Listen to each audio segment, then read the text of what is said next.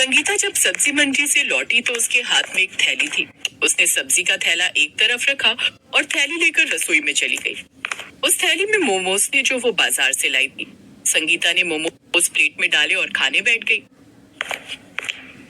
संगीता बहू, तुमने कल ही तो मोमोज खाए थे, आज फिर तुम मोमोज खरीद कर ले आई।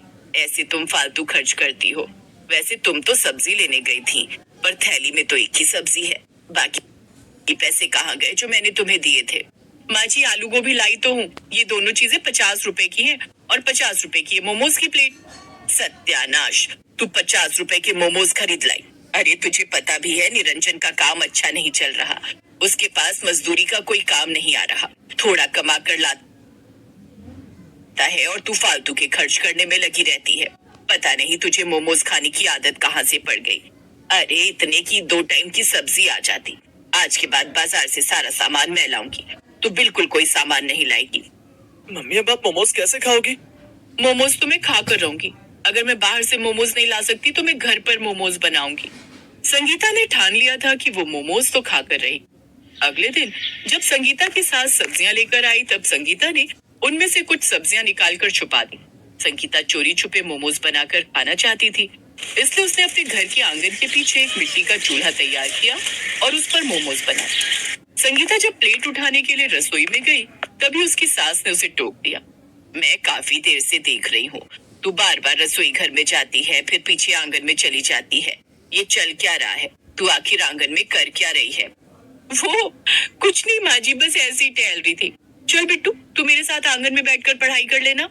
अब संगीता के पास प्लेट नहीं थी, तभी उसे एक आइडिया आया।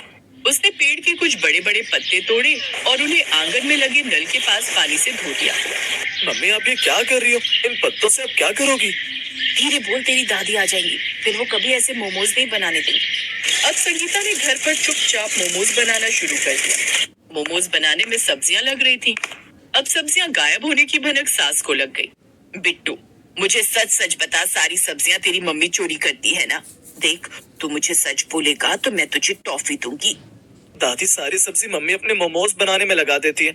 मम्मी और मैं रोज मोमोज खाते हैं। मम्मी पत्ते वाले मोमोज बनाती हैं। अभी भी मम्मी पत्ते वाले मोमोज बना रही है। मैं खाने जाऊं दादी? और मेरी टॉफी भी दे दो। अच्छा, तो ये बात है।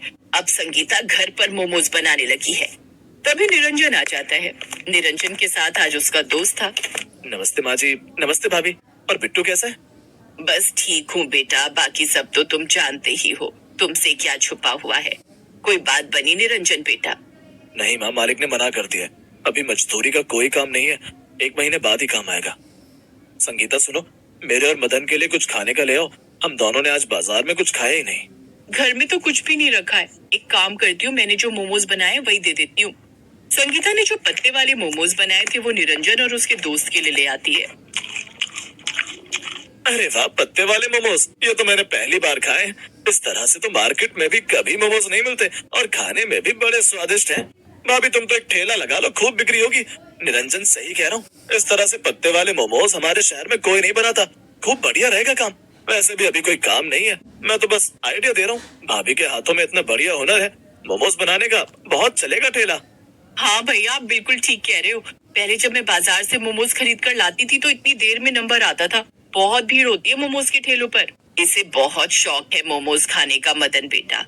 अब हमने घर के हालात देखते हुए ज्यादा खर्च बंद कर दिए तो इसने घर में बनाना शुरू कर दिया। वो तो मुझे आज पता चला है कि आंगन में चोरी चोरी मोमोज बनाकर खाती है, पर बहू का ये हुनर बढ़िया काम का बिजनेस बन सकता है, इस बात से तो मैं बिल्कुल अनजान थी। संगीता, तुम कर पाओगी मेरे साथ काम? तुम्हें घर भी देखना है, सब कुछ। घर की भलाई के लिए भला कौन काम नहीं करना चाहेगा?